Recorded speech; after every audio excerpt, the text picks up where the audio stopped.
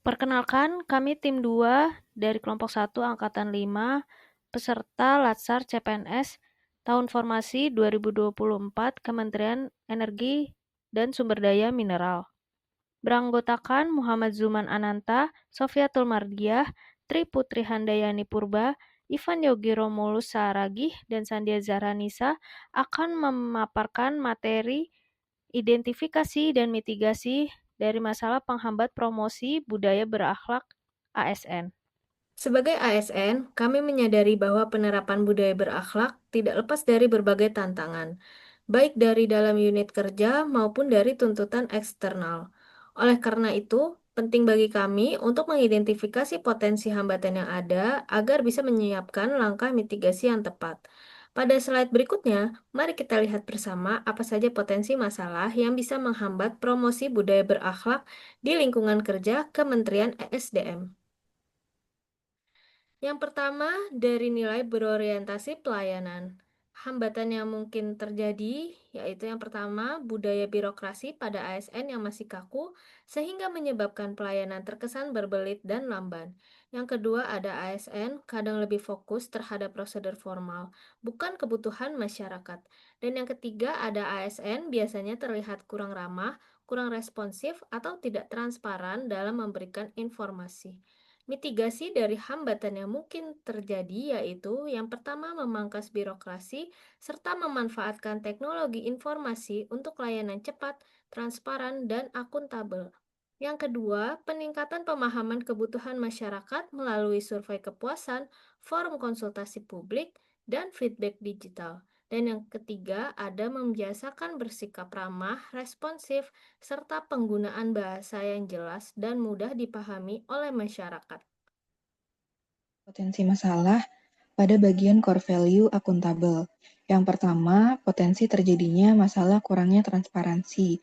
Masalah ini dapat terjadi ketika ASN tidak terbuka dalam pelaporan kegiatan atau penggunaan anggaran.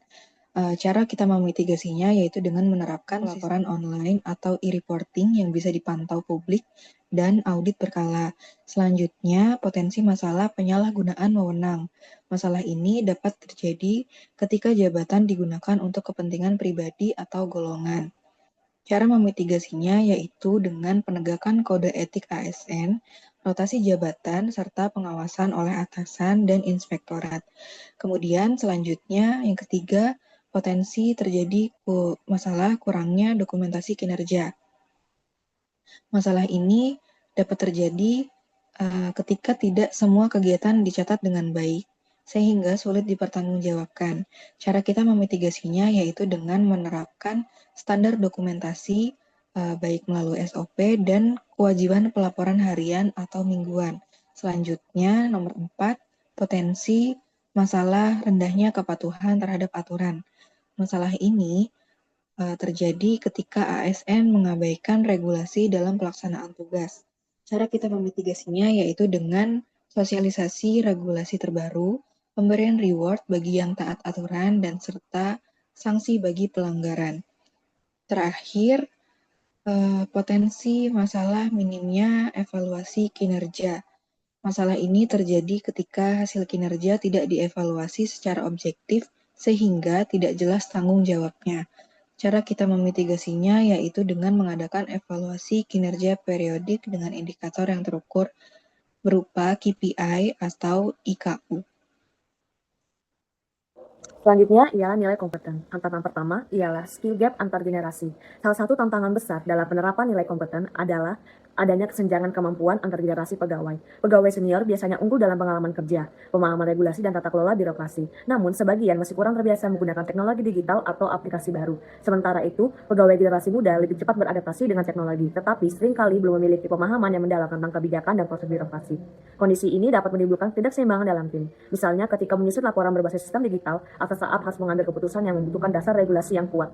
Dampaknya, pekerjaan menjadi tidak seragam, proses bisa terhambat, dan hasil kerja tim kurang maksimal. Mitigasi hal ini ialah dengan membuat program pembelajaran bersama yang melibatkan semua generasi, misalnya dengan menerapkan reverse mentoring, di mana pegawai muda membantu senior dalam penggunaan teknologi, sementara pegawai senior membimbing generasi muda dalam memahami regulasi dan tata kelola.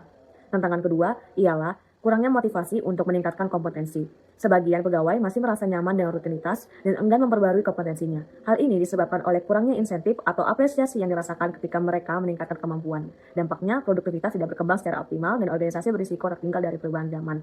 Mitigasi yang perlu dilakukan ialah dengan membangun budaya pembelajaran berkelanjutan, memperkuat sistem penghargaan, serta mengaitkan peningkatan kompetensi dengan peluang karir. Contohnya seperti pemberian penghargaan khusus bagi pegawai yang berhasil menyelesaikan sertifikasi kompetensi. Tantangan ketiga ialah perubahan teknologi dan digitalisasi yang sangat cepat. Percepatan digitalisasi menghadirkan tantangan besar bagi pegawai karena tidak semua dapat beradaptasi dengan cepat dengan teknologi baru. Aplikasi layanan publik, sistem keuangan digital maupun platform data sharing sering menuntut penyelesaian cukup drastis. Pegawai tidak mampu mengikuti perubahan ini, maka pelayanan publik akan terganggu dan menurun. Efektivitas kerja pun juga menurun. Untuk memitigasi hal ini, perlu disediakan program pelatihan yang praktis, pendampingan berkelanjutan, serta helpdesk internal yang responsif. Contoh kegiatannya bisa seperti penyelenggaraan digital bootcamp secara berkala, di mana pegawai diberi pelatihan intensif mengenai aplikasi yang sedang diterapkan, serta adanya tim IT support yang siaga membantu pegawai ketika menghadapi kesulitan teknis. Selanjutnya ialah nilai harmonis. Tantangan yang pertama ialah tekanan beban kerja yang tinggi. Tekanan beban kerja yang tinggi menjadi tantangan utama di lingkungan Kementerian SDM, mengingat banyaknya target strategis yang harus dicapai dengan tenggat waktu yang ketat. Kondisi ini seringkali memicu stres dan kelelahan, sehingga pegawai menjadi lebih individualistis dalam menyelesaikan tugasnya. Dampaknya, hubungan antar pegawai menjadi kaku dan komunikasi juga menurun. Untuk memitigasi hal ini, perlu dilakukan pembagian tugas yang proporsional, manajemen prioritas kerja, serta program manajemen stres yang terstruktur, seperti melakukan kegiatan olahraga bersama setiap Jumat, untuk menciptakan suasana kerja yang lebih harmonis. Yang kedua ialah ego sektoral. Ego sektoral ini muncul ketika unit kerja lebih mementingkan kepentingannya sendiri dibandingkan tujuan bersama organisasi. Hal ini dapat menimbulkan tumpang tindih program dan konflik kepentingan antar unit. Jika tidak ditangani, dampaknya ialah menurunnya semangat kebersamaan dan hubungan antar pegawai menjadi kompetitif. Mitigasi yang dapat dilakukan ialah dengan memperkuat koordinasi lintas unit melalui forum komunikasi rutin, serta menegaskan kembali pentingnya keberhasilan kolektif dibandingkan pencapaian individu. Untuk tantangan yang ketiga ialah perbedaan budaya kerja, di mana Kementerian SDM memiliki pegawai dengan gaya kerja yang berbeda, ada yang terbiasa birokratis dan formal, sementara yang lain lebih fleksibel dan adaptif.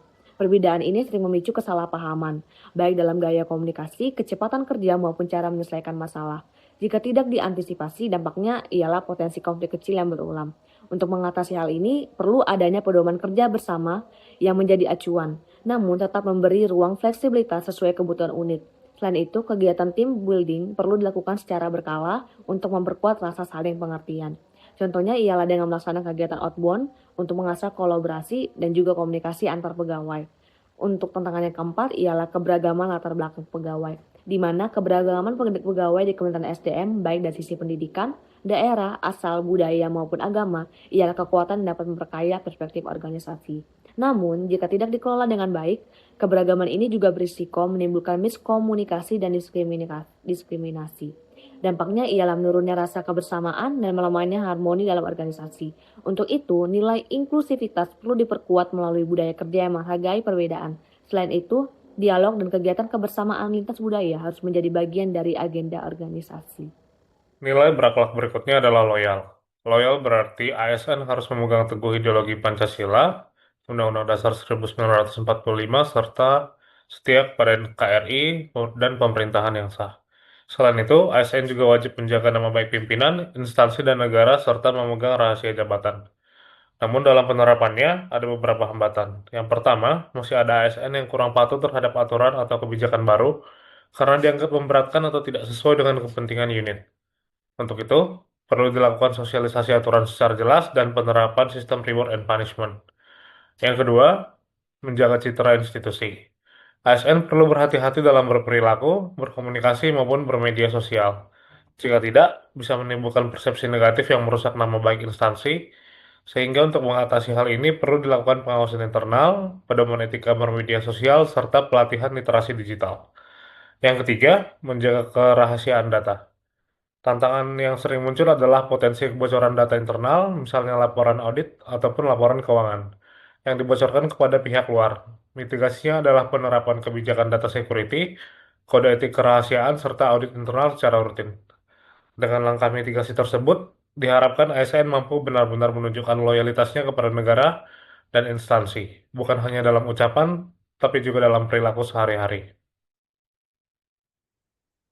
Nilai berikutnya adalah adaptif. Adaptif berarti ASN mampu cepat menyesuaikan diri dalam menghadapi perubahan, terus berinovasi, mengembangkan kreativitas, dan selalu bertindak proaktif. Namun, ada beberapa hambatan yang sering ditemui. Pertama, keterbatasan penguasaan teknologi digital. Masih ada ASN yang kesulitan menggunakan aplikasi atau sistem baru sehingga pekerjaan menjadi terhambat.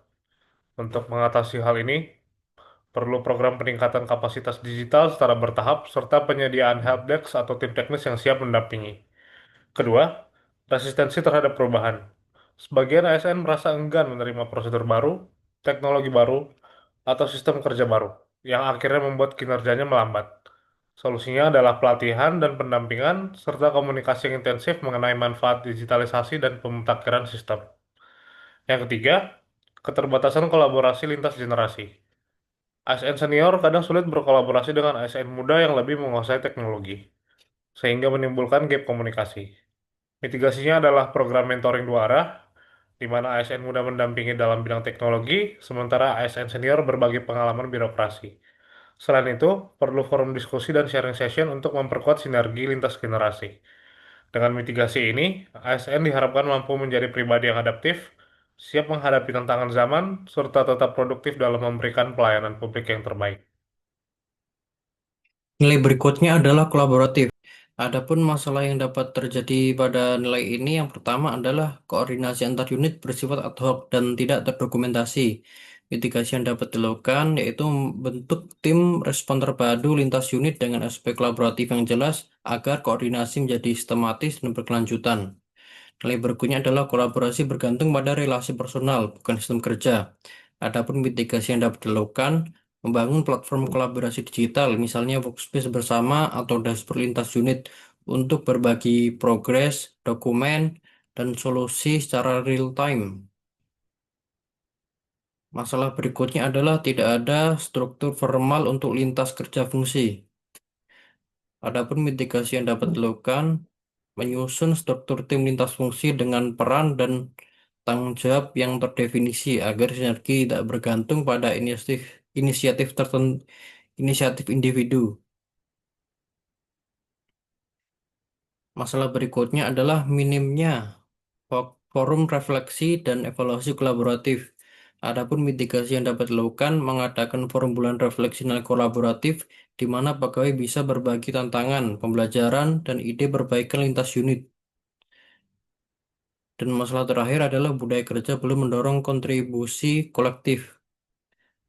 Adapun mitigasinya mengintegrasikan indikator kolaborasi dalam penilaian kinerja seperti partisipasi lintas unit, kontribusi tim, dan keterlibatan dalam forum bersama. Upaya identifikasi dan mitigasi terhadap berbagai potensi masalah yang menghambat promosi budaya berakhlak bukan sekadar langkah teknis, melainkan bagian dari transformasi nilai dalam pelayanan publik. Setiap tantangan mulai dari koordinasi yang belum terstruktur, ketimpangan kompetensi, hingga sistem yang belum responsif menjadi peluang untuk menanamkan nilai-nilai seperti kolaborasi, akuntabilitas, dan orientasi pelayanan secara nyata dalam proses kerja.